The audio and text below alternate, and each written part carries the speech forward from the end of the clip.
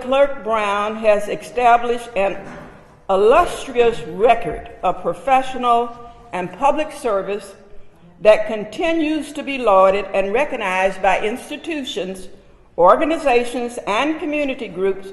Among numerous accolades, Clerk Brown has been bestowed with the Hillary Rodham Clinton Leadership Award from the Illinois Democratic Women. Brown also has the Marks of Excellence Award from the National Forum for Black Public Administrators, the Women of Achievement Award from the Anti-Defamation League, the NAACP Medal of Freedom from Proviso Layton Township in Illinois, the Justinian Societies of Lawyers Humanitarian Award, and believe me, there are a whole lot more, and she told me to omit some. Clerk Brown lives in Chicago with her husband, Dr. Benton Cook, and she has a daughter, Deatrice, a graduate of Howard University in Washington, D.C., and London Metropolitan University in London, England, who holds an MBA from American International University in London.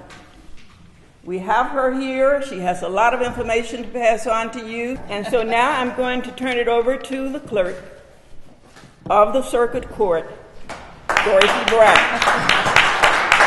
All right. Thank you, Juanita, for that introduction, and I want to thank Jenny for, of course, inviting me, and thank each of you for being here, even after the election and everything, and most people are settling in and not really going out to community meetings, but you all are here. And I appreciate that. And we really like coming out to organizations and raising the awareness about what we do in the Office of the Clerk of the Court. Over 12 years ago, I took this office, and during the last 12 years, we've worked very hard to shape the Clerk of the Court into a model of excellence and professionalism, and to be able to manage it in the most efficient and effective manner for the taxpayers. It is my hope that today I may help all of you to better understand the clerk's office functions and to be able to address any concerns that you may have as it relates to the things that we do in our office. A few little known facts about our office. We are the official record keepers of the court system, the second largest unified court system in the country behind LA County. I am the only, maybe there are two African American clerks of courts now in the state of Illinois. We have 102 clerks of courts in the state of Illinois now. There is a young lady down in East St. Louis that is a clerk of the court, and she's African American. We have 270 different fees and fine statutes that we are responsible for adhering to within our office. We collect and distribute fines and fees to 950 different governmental agencies throughout the state of Illinois. We provide court services to 40,000 attorneys, 129 suburban police departments, 125 Chicago Police Department districts, and over 800 other governmental agencies. We provide support to 400 judges and court-related services to attorneys, pro se litigants, in other words, people representing themselves and the general public. We handle almost 2 million new cases a year.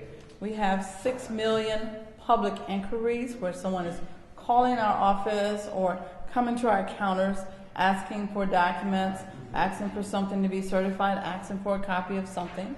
6 million of those a year. We have 18 million items of activity or online transactions a year, and we have over 1 billion court records that we manage in our computer system. We manage 44 different divisions, districts, and administrative departments throughout the county in 18 different locations. We have 1,900 employees. Our budget, as Juanita has indicated, is over $100 million. And we are on the cutting edge of green technology with an emphasis in efficiency, transparency, accountability, and cost savings. When I was elected in 2000, I created a transition team that talked about the need for improving the technology, and they recommended various ways for the clerk's office to operate more efficiently. And I have stressed to my staff that regardless of the kind of technology that we put in place, we have to always remember that the paper files, the files that we handle, whether that's technology, whether those are electronic files or paper files, they represent a person's life. And someone is very concerned about them. We may see it just as a piece of paper, but that one piece of paper represents someone's life, and someone's very concerned about it, and we have to treat it as such, and we have to treat it with care, and we have to treat people with courtesy and respect. Oftentimes when the public interacts with the court system, it's not a good experience. It's not a pleasant experience. No one really wants to be in the courthouse.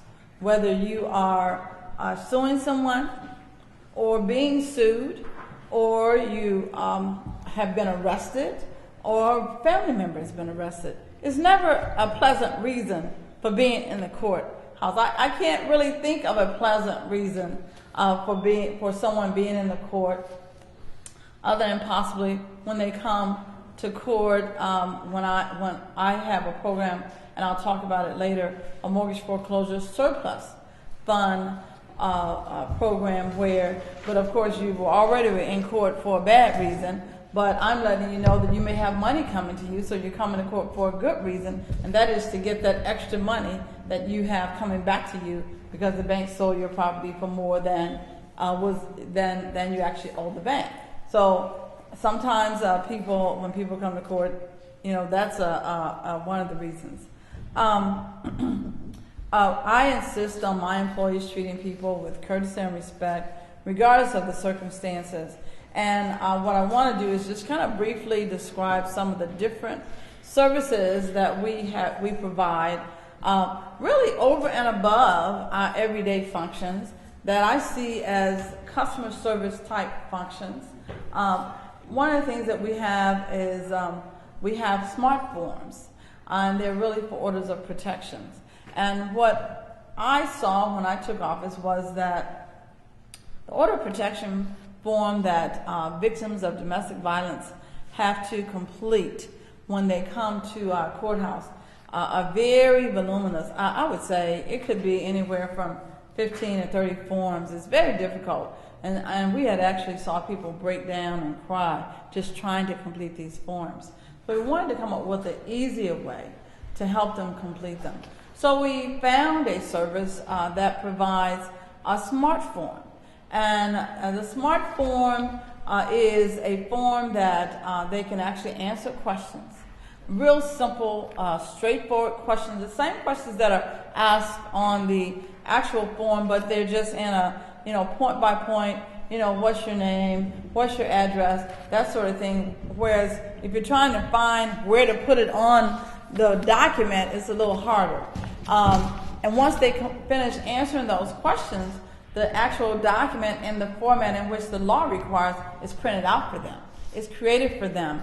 It's kind of like if you ever do TurboTax. It's a turbo court form, and I use TurboTax. And when you finish answering those questions, that tax return gets printed out real pretty. You didn't have to do all of the find all the lines and all of that. So we have that on our system. People can actually do it from home. They can start the order of protection smart form at home. They get a user ID and password. They come to our office. They log into the user ID and password on our computer system, and they can then print their order of protection form and hand it over for filing. So that saves them a lot of time, saves them a lot of energy, and we also have, of course, people there to help. If in fact a person don't know how to do that, they can start the form at our office as well. So that was something that it was very, very important to me.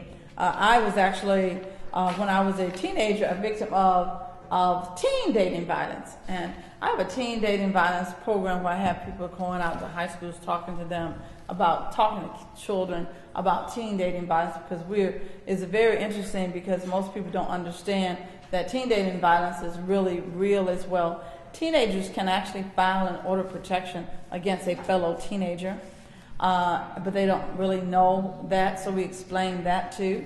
If a male or female is stalking a person, they're texting them every minute, they're making them not have any friends, but them make them lose all their girlfriends or any other or boyfriends if it's a male, because females also are domestic abusers as well.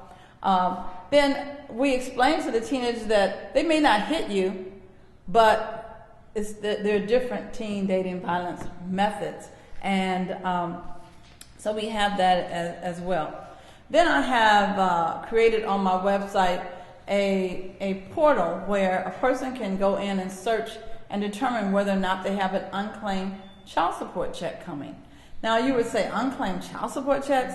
I receive I'm married now, but I was divorced, and my daughter was probably about maybe 10 when I got divorced. So I had to find my ex-husband all over the country and trying to get child support. And so I understand the importance of child support and how, you can't take good care of your child if you don't have that extra support helping you. So sometimes checks come back to us, believe it or not, because the person moved, they didn't leave a forwarding address, whatever different reasons. Checks come back to us, and sometimes people they don't come back to us. Yeah, and you guys have walked into some of these vestibules and saw all the mail on the floor. Well, those checks don't come back to us. Some were only forwarded up to a year, and after that, it just goes on the ground sometimes at the particular building. So we can see when a check has never been cashed. So we try to search and find these individuals to make sure that they get the money that they need for taking care of their children. When I took office, there was almost $3 million in this fund of unclaimed child support checks. Now we've dwindled it down to about $300,000. But we still have all these individuals that have unclaimed child support. So what I did was I put the list out on the website.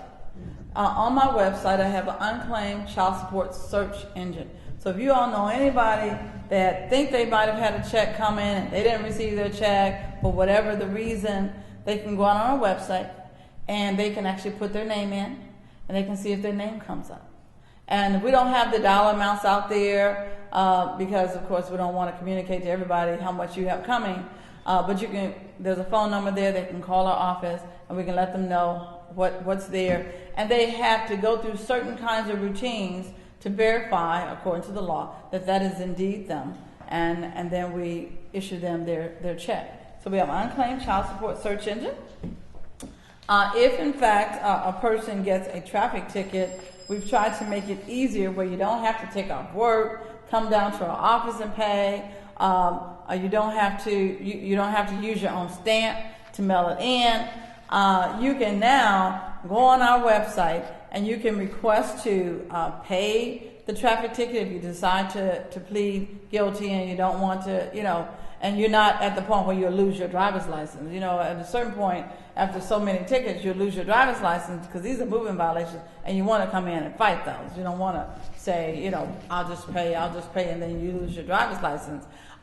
So you can go on our website, you can pay, or you can say, you know what, I want to come and fight it, so I want to ask for a court date. You can do that on our website.